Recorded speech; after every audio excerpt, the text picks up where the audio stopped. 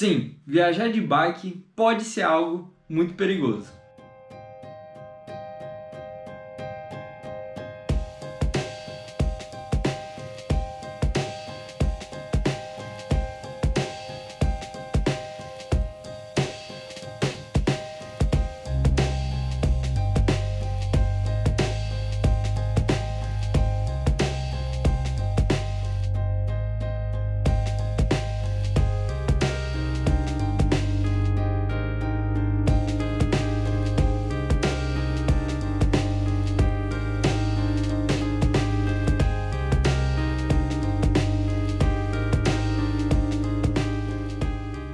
Fala pessoal, beleza? Meu nome é Daniel, mais conhecido como Manezinho. Eu percorri 1 ano e 1 mês na estrada, fiz 16 estados. Na verdade foram 15 e mais o Distrito Federal. Eu passei por várias situações, várias coisas que agregaram muita experiência para mim e eu quero compartilhar um pouco com vocês. Os maiores perrengues foram por causa de 3 tópicos que eu vou estar aqui falando para vocês.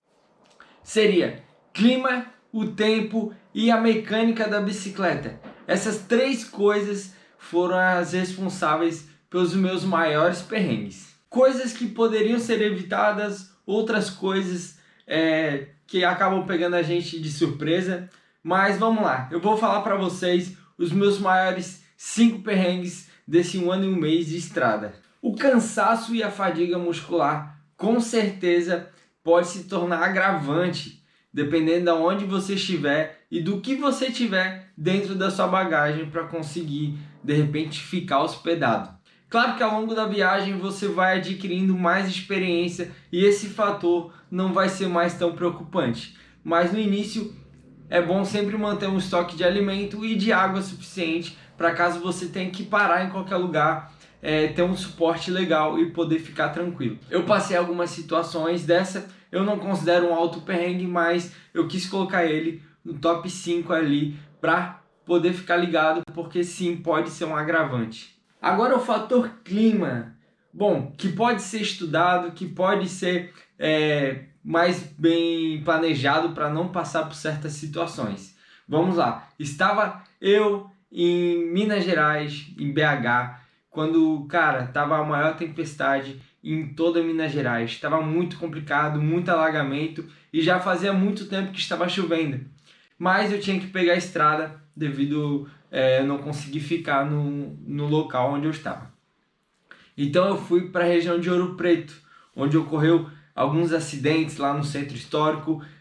Foi abaixo um prédio muito antigo e eu estava lá, né, nessa época.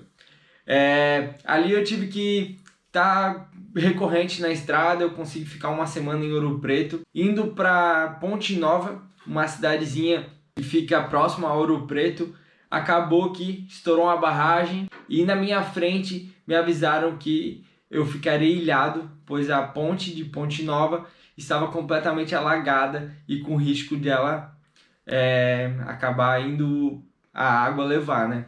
Por causa da forte enxurrada que estava ocorrendo. E para minha infelicidade, eu acabei contraindo o vírus da Covid-19 e eu tive que ficar 10 dias no hotel e foi a situação muito complicada porque o meu dinheiro estava muito escasso naquele momento, estava acabando. E o número 3 está o bagageiro. A mecânica da bicicleta, às vezes, ela nos deixa na mão. Algumas coisas elas podem quebrar sem a gente ter a menor ideia de como conserta ou ter sequer um equipamento para fazer a correção daquilo que quebrou ou está com problema. Eu estava no interior de Goiás, entrando em Tocantins, e eu decidi pegar uma estrada que me recomendaram, mas eu sabia que ia ser uma estrada meio conturbada. Era uma estrada de chão batido que tinha muito buraco. E eu fui descer uma ladeira meio rápido e acabou que eu entrei num buraco e meu bagageiro ele foi ao chão, junto com todas as minhas bagagens. A primeira coisa que eu pensei é ter calma. Essa é uma dica aí, não entrar em pânico. Eu acho que é um dos principais fatores aí para sua viagem e ocorrer bem e você não surtar no meio dela. Eu parei ali, analisei e esperei alguém passar para ver se eu conseguia uma ferramenta, porque as duas hastes que seguravam, as duas hastes principais do bagageiro, elas cederam e fragilizou. Então passou dois caras de moto, eu pedi para parar, eles pararam e eles tinham uma fazenda a uns 200, 300 metros. Eles levaram ferramenta e conseguimos fazer uma gambiarra para continuar minha viagem. Logo após, depois de 60 quilômetros, eu cheguei na cidade e foi consertado. E é claro, um dos meus maiores perrengues, aí está no top 2, eu acabei tendo pneumonia num acampamento que eu estava a uns 10 quilômetros, 15 quilômetros mais ou menos da cidade. E eu fiquei muito ruim. Comecei a ter muita febre pelo caminho. E como eu estava completamente isolado, por sorte, eu tinha uma bolsinha com remédios que eu levei para o acampamento. Caso acontecesse alguma coisa, tinha gás e alguma coisa para ferimentos. E eu tinha um antitérmico. Então eu tomei aquele antitérmico de noite e caso de manhã eu tivesse ruim, eu teria que ir para o hospital. Acontece que de manhã eu já acordei num estado deplorável, muito debilitado. Eu tomei o antitérmico, deu uma melhorada, mas tinha que pedalar lá os 10 a 15 quilômetros para chegar na cidade e ir no hospital. Eu estava simplesmente muito ruim e eu fui pedalando aí na raça mesmo, consegui chegar no hospital e lá o remédio já estava acabando o efeito. Eu tive o azar do médico estar acabando de entrar em horário de almoço. Então foi demorado ali 1 hora até que eu seja atendido e eu já estava delirando e tendo alucinações, né? Cara, foi uma das situações mais complicadas que eu senti medo. Fiquei 4 dias internado no hospital. E ali eu me vi sozinho, né, no ambiente, eu não tinha tantos recursos, eu não tinha pessoas que eu pudesse ligar e falar, ó, eu tô mal, se puder vir aqui dar uma força. Por sorte, tinha uma galera do camping que veio trazer minhas roupas e carregador para eu conseguir me comunicar. Então, no final deu tudo certo. E o top 1, né? A pior situação que me ocorreu, acho que o pior acontecido, eu estava num posto de gasolina acampado, eu estava numa cidade que eu conhecia 2 ou 3 pessoas, muito legais que me receberam e tal, mas enfim, eu estava acampado e eu comi ali um miojão, bati um rango, aí um casal me chamou pra comer um churrasquinho, aí tal, comi o churrasco, e me deixaram no posto de gasolina. Então ali, cara, eu comecei a passar muito mal. Comecei a vomitar e ter diarreia. Cara, eu fiquei completamente debilitado, mas achei que era só algum enjoo, algum tipo de coisa, então eu fui pra barraca e dormi. Acordei algumas vezes de madrugada para vomitar, mas no final eu não tava mais conseguindo, né? Não tinha mais nada para jogar para fora. E quando eu fui tentar levantar a cabeça para andar, eu via que ali eu já estava nas piores. Eu comecei a...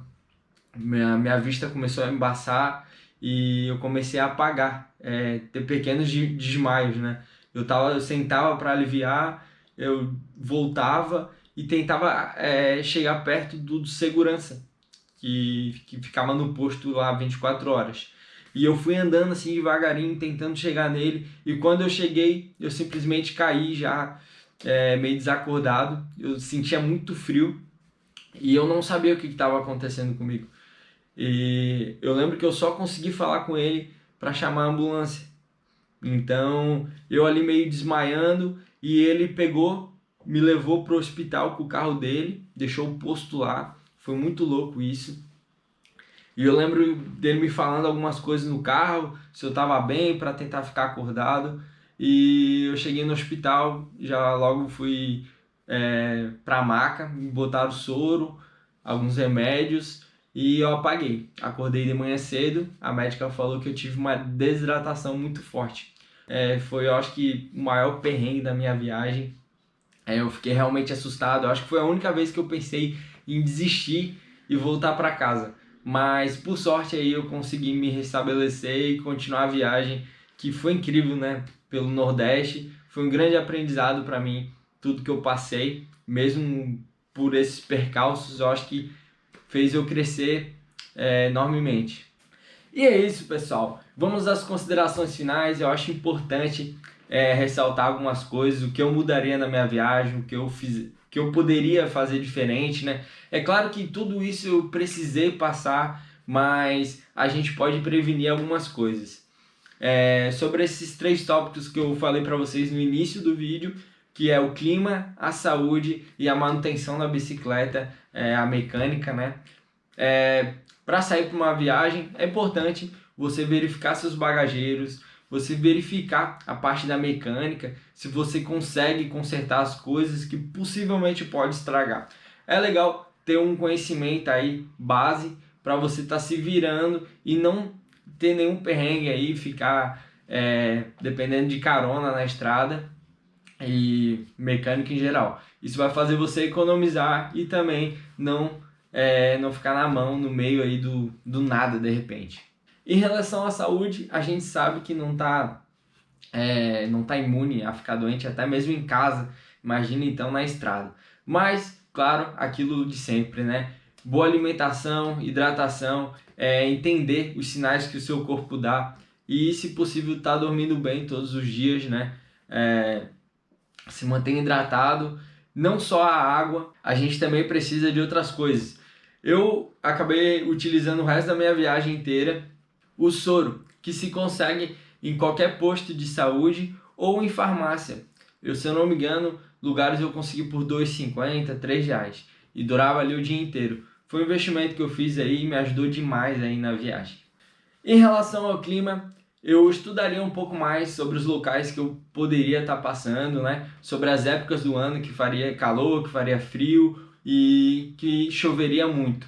E até mesmo tempo de seca, é importante aí. Se você conseguir analisar tudo isso e fazer com que sua viagem seja um pouco mais fácil, né? Que você consiga passar pelos lugares mais tranquilo, sem correr o risco de repente ficar ilhado ou passar muito calor, dependendo aí até a região que você mora, né? Se você tem o costume de pegar muito calor, é mais tranquilo. Se você tem o costume de pegar mais frio, também dá para estudar bem isso e fazer da sua viagem aí mais tranquila, mais fácil, né? A gente sabe que tá na estrada recorrente aí, o nosso corpo sofre muito. Então é isso, galera. Eu espero que vocês estejam curtindo. Eu peço para vocês deixarem o like e também, se vocês têm alguma dúvida e vocês querem saber de mais histórias aí, de repente eu faço a parte 2 falando um pouco das 5 coisas mais legais que aconteceram durante a viagem. Se você quiser isso, deixa nos comentários. Novamente, tamo junto, galera. Muito obrigado. É nóis, Manezinho na estrada. Continua a saga aí. Valeu!